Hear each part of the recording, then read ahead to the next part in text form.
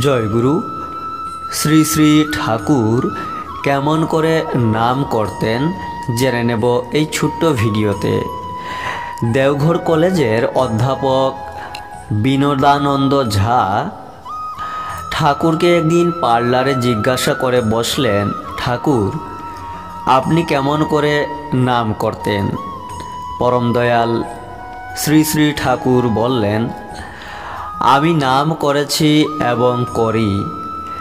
আমি যে নাম করতাম তা মুখে মুখে কই না, অর্থাৎ উচ্চারণ করে করি না। আমি মনে মনে নাম করি, মনে মনে বলি বলেই স্নায়ুগুলি উত্তেজিত হয়।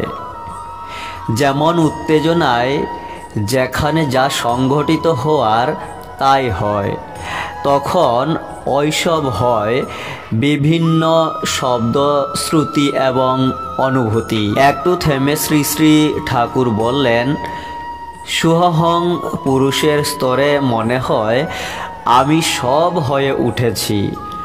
সুহং পুরুষের পর সত্যপুরুষ, তারপর আরও আছে।